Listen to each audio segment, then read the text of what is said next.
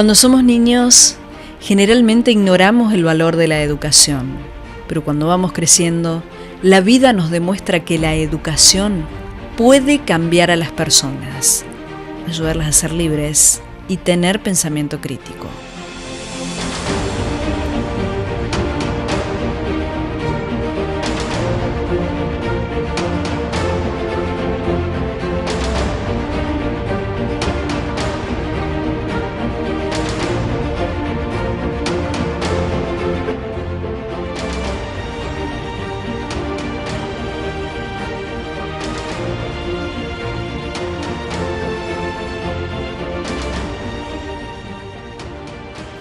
Después de mucha búsqueda, descubrí que las personalidades que cambiaron el mundo lo hicieron gracias a la educación. La educación los condujo al conocimiento. La historia de la evolución y el conocimiento es amplia y atestigua que el mundo inspira al hombre y que el hombre transforma su mundo. La educación es nuestro pasaporte para el futuro. Los niños y adolescentes tienen que ser enseñados sobre cómo pensar, no qué pensar. La educación es el camino para construir tu futuro.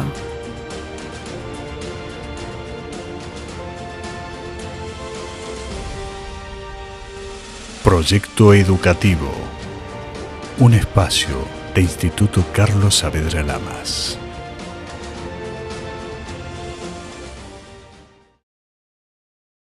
Muy buenas noches, qué gusto volver a reencontrarnos con vos en este primer programa del segundo ciclo de Proyecto Educativo, este espacio del Instituto Carlos Saavedra Lamas. Hoy en nuestro primer programa vamos a hablar de el oficio de ser docente. Ese es el tema de hoy y tenemos invitados especiales. Vamos al informe y a la vuelta ya estamos aquí en el living hablando sobre este tema.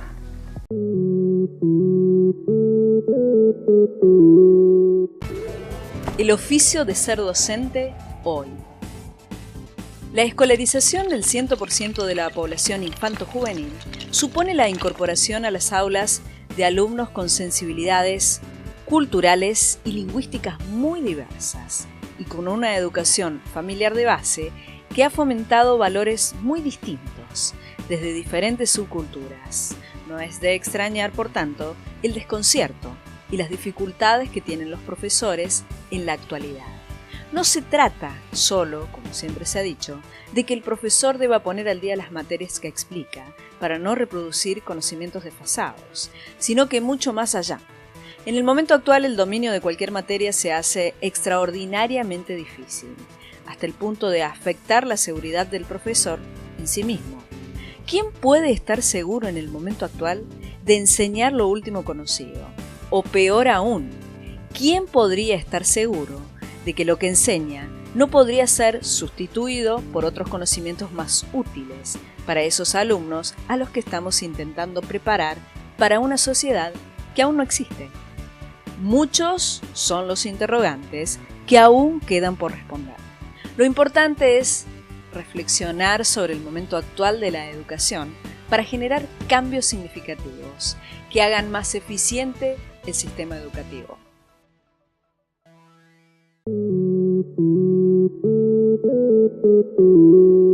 Y ahora sí, después de ver el informe, es momento de comenzar con esta edición de Proyecto Educativo y le damos la bienvenida al licenciado Gonzalo Vilches, director de Instituto Carlos Saavedra Lamas. ¿Cómo le va, licenciado? Bien, muchas gracias por reinventar este desafío, volver a tomar la posta de lo que sembramos el año pasado y seguir mostrando lo que pasa en educación. Tenemos diversos temas para hablar, un año que comienza con todo, ¿no? Esperemos, siempre hay cosas para contar, para debatir, para mostrar. Es un placer estar con vos nuevamente y compartir con la gente que nos ve este espacio para poner en valor lo que nos apasiona, que es la educación. Bueno, y ahora le vamos a dar la bienvenida. También esta noche nos visita la licenciada Sonia Pairone. ¿Qué tal? ¿Cómo estás, Sonia? Muy bien, muchas gracias por la invitación y compartir este espacio de aquellos que nos apasiona esto, que es la educación, un tema que todos los años nos trae desafíos, propuestas, un proceso que va cambiando permanentemente y eso, bueno, nos incentiva, ¿no? Mucho. Así que agradecida por la invitación. El tema de hoy, el oficio de ser docente. ¿Qué tal? ¿Qué título, no? ¿Cómo es el oficio de ser docente? Y el oficio de ser docente creo que viene por la pasión que uno lleva, ¿no? La pasión que uno lleva y que lo transmite. Es una educación, como decía recién, que va en constante cambio y que si uno se acerca a este gran desafío, tiene que saber que va a tener que ir cambiando, que no puede ser el mismo todos los días, en cada momento y hasta en el aula misma. Uno a veces va con la idea de presentar una clase de una determinada manera y al cerrar la puerta la cambia clase totalmente. La clase cambia. Y ese es el desafío. Ese es el desafío día a día, ¿no? Esa es la pimienta, ¿no? Hemos trabajado bastante todo el año pasado acerca del oficio del estudiante. Y la palabra oficio nos remite a algo que se hace en el cotidiano, como que se trata de algo artesanal. Y tanto el oficio del estudiante como el oficio del docente tiene mucho de eso, de ir construyendo con las herramientas y los ingredientes con los que se va contando en el encuentro diario. Entonces, supongo que cada alumno es un desafío, ¿no? Yo lo relaciono mucho con la Edad Media. El maestro y el aprendiz. En ese diálogo, en ese encuentro, que había que hacer todo un proceso para llegar a constituirse en un nuevo maestro. Y este aprendiz que iba a aprender con un maestro al cual la familia le delegaba el educarse, el hacer un oficio. Sabían de que podía ser si estaba con ese maestro. Entonces, en esa relación dialógica que se entablaba, mucho más allá de todo el contenido, ¿no? de este periodo histórico, había un transitar. Y creo que hoy en día, como bien decía Gonzalo, el oficio del estudiante, el oficio del educador, hoy en día tienen que ser los dos, un encuentro entre los dos. Es un ida y vuelta, ¿no? Exactamente. Se habla de crisis en la educación. ¿De qué hablamos cuando hablamos de crisis? Desde distintos sectores se habla de crisis. no es la primera vez que se escucha. Ha habido diferentes crisis, se han enfrentado a diferentes desafíos en distintos momentos y la sociedad que va cambiando afortunadamente nos pone a reconstruirnos, a rearmarnos, a construir futuro a partir de lo que va en ebullición, lo que va pasando, las problemáticas actuales, la realidad de cada familia, de cada chico, de cada educador, y la crisis en muchos casos puede ser algo para darle la bienvenida.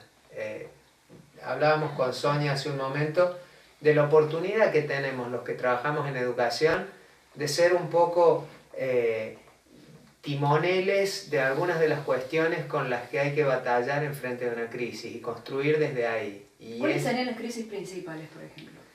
Dos o tres. Podríamos pensar en la estructura familiar que conocíamos y con la que nos vinculábamos se ha remodelado. Hoy presenta características particulares, de lo más diversas, monoparentales, hermanos a cargo de hermanos, probablemente nos encontremos con que lo que antes era una reunión de padres, hoy tenga que ser una reunión de familias dentro de la diversidad con la que tenemos que estar. Y siendo la familia una institución tradicional, si la familia está en crisis, definitivamente eso impacta en otra institución tradicional como la escuela.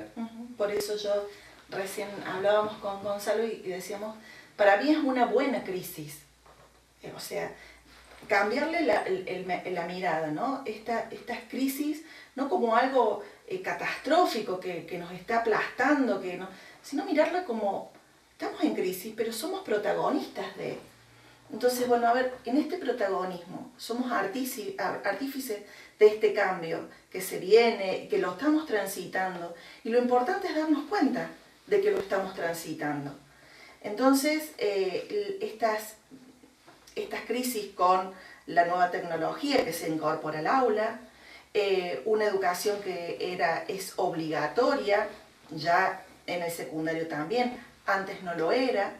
Entonces los problemas que tuvo la educación primaria en lo que era la obligatoriedad, hoy ya se suma a la escuela secundaria. Entonces son todos cambios, procesos que nos van mostrando día a día desafíos nuevos. Entonces quien se acerque a la docencia tiene que saber que la mirada no solo tiene que ser, uy, ¿a qué me voy a enfrentar? Sino, ¿qué voy a hacer? ¿Qué huella voy a dejar? Porque esto es parte de lo que voy a hacer en la educación. No la voy a transitar, la voy a hacer. Eso creo que es el mensaje que uno tiene que tratar de darles a los chicos que van a la escuela. Hoy hablamos de una educación que tiene que convencer, no solo para saber que va a salir a la vida y va a trabajar. No solo va a trabajar, va a ser. Va a ser. Va a ser. Y agrego, Entonces, y está haciendo. Y está haciendo. Digo, la realidad está de pensar en el futuro y de imaginar que trabajando con jóvenes o con niños estamos sembrando para que en el futuro esto sea útil para algo. A veces no permite ver la realidad que están transitando actualmente, están habitando un presente y la escuela y las instituciones también tienen que servir para habitarlo hoy, prepararte para el futuro, construir tu futuro y vivir intensamente y de la manera más armónica y feliz el momento que estás transitando hoy.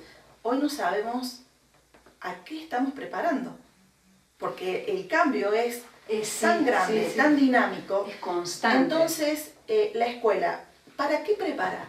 Antes había más certidumbres, o sea, había una cuestión de seguridad. Dentro de 5 o 10 años el mundo va a ser completamente diferente. Entonces, hay estudios, hay investigaciones muy interesantes. Por ejemplo, en 2010, de los trabajos más demandados, había actividades que no existían 4 años antes. No se habían inventado carreras para necesidades tecnológicas y de redes sociales y de comunidades virtuales que eran muy demandadas ese año y no existían cuando habían terminado el secundario los que les tocaba desarrollarlas. Es muy dinámico. Claro, muy dinámico. Por eso es que creo que quien se acerque al aula tiene que saber que lo que le está brindando a su estudiante es una plasticidad de opciones y de habilidades para que pueda enfrentar ese futuro que no sabe qué es lo que va a hacer, pero que sí puede desafiarlo con estas habilidades que va a ir adquiriendo. Y el docente, sea de la asignatura que sea, porque ya tampoco estamos tan divididos en estancos, sino que vamos interactuando. El trabajo en proyecto, el saber que el docente, compañero de curso, me puede aportar y me puede ayudar. Pero ya no están las materias tan divididas. Tienen que interactuar. Interactúan, ¿no? Tienen que interactuar. Lo van a hacer en la vida real. Hoy los trabajos no van a ser en una fábrica. Quizás sean en su casa. A kilómetros de distancia. Sí. Entonces eso les va a generar unas habilidades que ya en la escuela las tenemos que empezar a... Y los chicos están capacitados para hacerlo. Hay que ponerlos en situación. Sí, ya nacen con otras capacidades. Van recibiendo estímulos diferentes. Yo creo que los estímulos los reciben desde que están en la panza. Entonces, si empezamos a creer en eso... Y eso requiere docentes que sean innovadores, que estén dispuestos a la creatividad, como hemos charlado antes, y a escuchar qué pueden aportar sus estudiantes, a aprender simultáneamente. A escuchar mucho, ¿no? A escuchar mucho. Y aprender con ellos. Escuchar y aprender simultáneamente. reivindicar el error. El error no tiene que ser algo mal visto, al contrario, el error tiene que ser visto como parte del aprendizaje. Y que el docente también se equivoque, también es bueno, porque eso inaugura un espacio de la palabra y de entender de que cualquiera se puede equivocar. No va a de venir esa manera nadie, también está enseñándole. claro, no va a venir nadie con un lápiz rojo y le va a existe el tachar. error y existe el fracaso, ¿no? Y de eso se aprende. Claro, de eso se aprende. Y los grandes desafíos es poder acompañar ese error, porque tiene que aprender. Hay un proceso en el cual tiene que transitar. Entonces el error hoy en día tiene que ser un elemento también para incorporarlo al aula, como un protagonista especial. El especialista en educación, Emilio Tenti Fanfani, decía que él citaba un escrito que un actor quería lograr varios éxitos. No podía porque cambió el decorado, pero él no cambiaba. ¿Qué pasa si lo aplicamos a los docentes? Y se puede pensar en que el escenario educativo, el espacio áulico, la institución escolar, tiene parámetros establecidos. Y el actor principal debería ser el aprendiz, el estudiante, el docente en ese elenco, y requiere esa flexibilidad de la que hablamos hace un ratito, para adaptarse al cambio, para en ese escenario, que a veces no cambia tanto, desarrollar estrategias para ser el nuevo, el distinto, para reinventarse, para aprender y no rendirse cuando las cosas no salen a la primera, sino seguir aprendiendo y capacitándose, Sí. que no necesariamente es un currículum de extraordinaria cantidad de cursos, es llevar a la práctica novedad, aprender. Y quizás está un poco de sentido común, ¿no? Sí, también. Necesario, También. en Claro, tantas necesario. situaciones. Claro, sí, Necesario sí. en tantas Sí, situaciones. sí. Por eso digo de que reivindicar el error en cuanto al docente y al estudiante, porque en esta nueva aula las dinámicas van a cambiar, las posiciones pueden cambiar. Ya no más aquel docente que está al frente y un grupo de estudiantes que lo escuchan. Se irá Todo cambiando, se irá cambiando. Tenti Fanfani también habla de la renovación pedagógica. ¿Qué es la renovación pedagógica? También hay muchos autores hablando de otras miradas respecto del valor de los adultos frente a las nuevas generaciones y las nuevas pedagogías. Hay escuelas y hay mucho para aprender y leer. En definitiva, herramientas para mejorar nuestras situaciones de aprendizaje están a la mano, están en todos lados, y probablemente de eso se trate, mirar la pedagogía de una manera nueva. Yo los invito a que vayamos a un brevísimo corte y seguimos hablando de este tema tan interesante. Sí.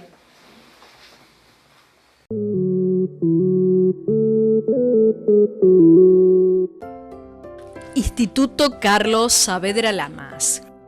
Comprometidos con la excelencia educativa desde 1980. Equipo docente de primer nivel. Excelente entorno de aprendizaje y crecimiento para niños y jóvenes. Acompañando el crecimiento. Construyendo futuro. Instituto Carlos Saavedra Lamas.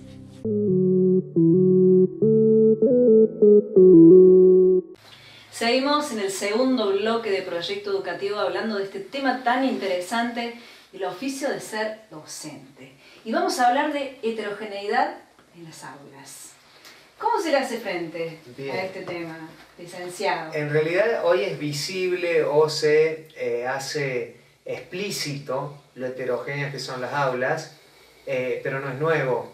Todos hemos asistido, lo puedes recordar vos de tu escolaridad, a una aula diversa. Sí. Pensá en tus compañeros, cualquiera de los que nos esté viendo o escuchando sabrá que los potenciales eran diferentes, que algunos tenían unas destrezas más desarrolladas, que algunos se destacaban con alguna habilidad.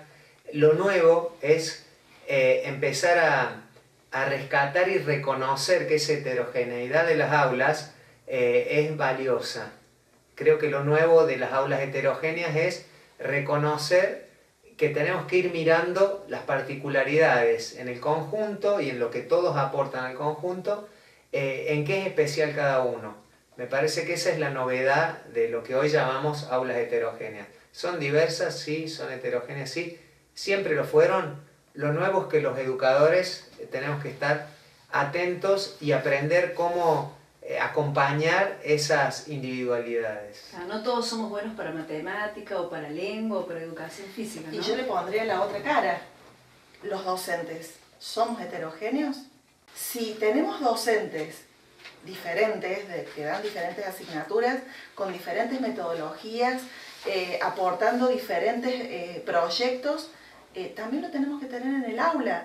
Entonces no podemos caer en homogeneizar un aula, porque los docentes que van a esa aula también son diferentes y los chicos lo ven diferente.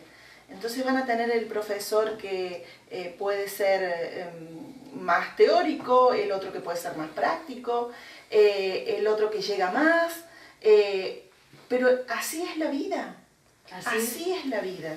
Y el desafío, tal vez una de las cuestiones que más impactan, es en el marco para evaluar esa diversidad y la necesidad de no medir a todos con el mismo instrumento o no esperar que todos sean capaces de resolver la misma estrategia para evaluar. Eso nos interpela como educadores a desarrollar herramientas más complejas que puedan estar dispuestas para que cada uno florezca en su diversidad. Y hablando de desafíos actuales, ¿qué pasa con las tecnologías? Hablábamos recién que todo va evolucionando tan rápido. ¿Cómo hacemos en el aula? Yo creo que las tecnologías han llegado para quedarse y nos tenemos que aliar. Nos tenemos que aliar porque no podemos negarnos a este avance. Es parte de nuestra vida constante. Es parte de nuestra vida constante. Aparte, usada de una buena manera, me parece que es una herramienta. Y desarrolla habilidades que, bueno, son bienvenidas, tienen que ser bienvenidas. Un estudiante tiene que saber que es posible hacer lo que él desea hacer, que se puede desarrollar en las áreas que él quiera y utilizando las tecnologías poder hacerles ver el camino de ese desarrollo también. Hoy en día no hay nada que se les pueda cruzar en el camino a un no. Tienen que saber que todo lo pueden hacer, teniendo por supuesto el docente como adulto acompañando ese proceso. Y potenciando el desarrollo de destrezas y que la tecnología no se convierte en un obstáculo ni un intruso, sino en una herramienta. Las tecnologías, podemos pensar en niños muy pequeñitos que manejan herramientas tecnológicas bien complejas, porque han 3-4 años. Han recibido esos estímulos y forman parte de su entorno. Y deberíamos además acompañar a los chicos en que no se convierta en un obstáculo para vincularse emocionalmente, cara a cara, personalmente. Yo ahí haría un pequeño paréntesis en cuanto a los niños de menos de 12 años.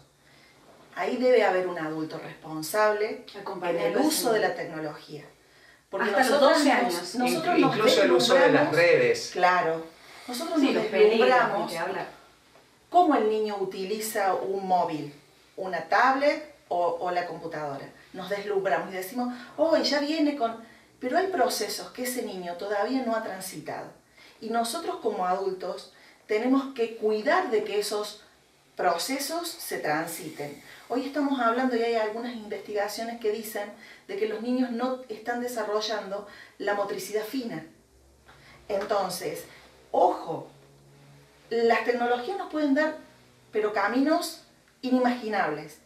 Pero el adulto tiene que estar presente. Tiene que mediar. Tiene que mediar. Tiene que lograr un equilibrio, ¿no? Exactamente. Es el difícil. Pero los chicos ahora no juegan tanto. Un niño tiene que antes jugar, de llegar del un colegio, niño tiene que jugar con juguetes, claro, tiene que armar cosas, claro, tiene que manipular. distintos materiales, tiene que dormir, exponerse a experiencias diversas. Entonces, el uso de la tecnología hasta cierta hora, porque luego puede excitar y obstruir el sueño. Claro, obstruir el sueño, y el niño, el adolescente debe dormir, reparar ese sueño, porque al otro día tiene que rendir, pero no por una cuestión dinámica, sino por su constitución biofísica. Claro. Entonces, sí, por su salud. El descanso necesario por su salud. Entonces, no nos tenemos que deslumbrar ante el uso de la tecnología. Tenemos aprovecharla. Que ser, claro, un adulto responsable y mediar, que hasta los 12 años el adulto tiene que ser presente. Y a mí me da pena en algunos momentos cuando uno va a las visitas del médico y ve a las mamás que para que su niño se quede tranquilo, sí, le dan el celular. Sí. Mamás y papás tengamos presente... Imagínate qué pasará en la casa, ¿no? Claro, que lo que le estamos dando es un arma para excitar su desarrollo intelectual y que después debemos bajar esos niveles de ansiedad. La ansiedad está buena. En una época se pensaba que la televisión era como adictiva, y luego el uso del teléfono y en algún momento las redes, y además van apareciendo novedades, el volumen del sonido, los juegos electrónicos. A lo largo del aprovechamiento de la tecnología han surgido inquietudes, pero siempre tenemos que estar, como decía Sonia, atentos a que sean una herramienta para desarrollo y aprendizaje, compartida con otro montón de instancias y situaciones de aprendizaje y crecimiento. ¿Cómo hace un docente para crear una identidad profesional en un mundo con tantos cambios? Es complejo. Los que hemos trabajado como docentes y hemos tenido oportunidad de trabajar en formación docente, como formadores, lo que he podido y me ha parecido valioso proponerles a los que están eligiendo ser educadores es que hagan todo lo posible por convertirse en el docente que les hubiera gustado tener, eligiendo el vínculo, el modo de relacionarse, el modo de ser tratado, el manejo y el conocimiento de la disciplina o asignatura a la que se dedica. Si eso es lo que nosotros hubiéramos soñado, deseado o tuvimos la suerte de conocer en alguno de nuestros docentes, esforzarnos por ser como educadores aquel docente que nos hubiera gustado tener. Como aquel docente que tuvimos, El que tuvimos, sí, ni hablar. Nos inspiró. El que dejó huella. El que dejó huella. Sí. Yo creo que el acercarse a la docencia tiene que ver mucho con eso, la huella que te dejó un docente. Ese es el mensaje que le dejaríamos a las docentes que están comenzando, que los están viendo ahora por la tele o por las redes sociales, ¿no? Rescatar y valorar los educadores que los trajeron hasta acá. Exactamente, coincido plenamente. Bueno. Sonia, Gonzalo, un placer haberlos tenido en este primer programa de este ciclo de proyecto educativo, un espacio del Instituto Carlos Saavedra Lamas, y muchas gracias por esta noche, por sus palabras. Gracias, hasta la próxima. A ustedes por la invitación. Vamos a un corte y enseguida volvemos con más proyecto educativo.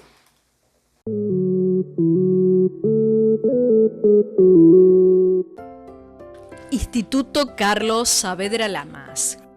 Comprometidos con la excelencia educativa desde 1980.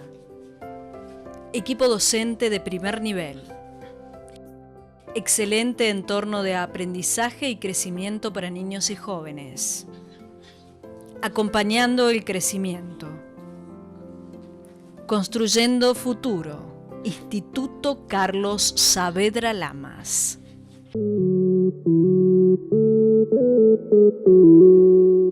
Esto ha sido todo por hoy en nuestro primer programa de este segundo ciclo. Gracias por acompañarnos. Nos encontramos en la próxima edición de Proyecto Educativo, un espacio del Instituto Carlos Saavedra Lamas.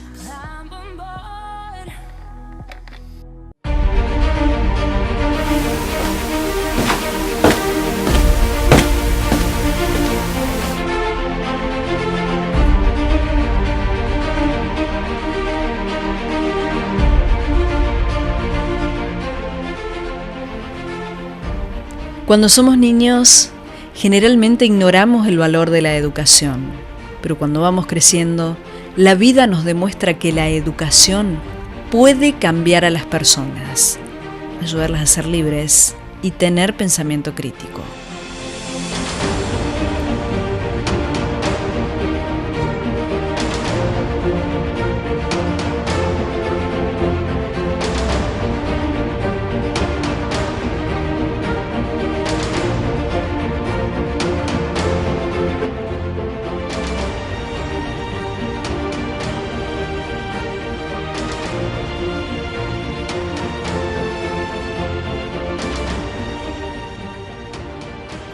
Después de mucha búsqueda, descubrí que las personalidades que cambiaron el mundo lo hicieron gracias a la educación. La educación los condujo al conocimiento. La historia de la evolución y el conocimiento es amplia y atestigua que el mundo inspira al hombre y que el hombre transforma su mundo. La educación es nuestro pasaporte para el futuro. Los niños y adolescentes tienen que ser enseñados sobre cómo pensar, no qué pensar. La educación es el camino para construir tu futuro.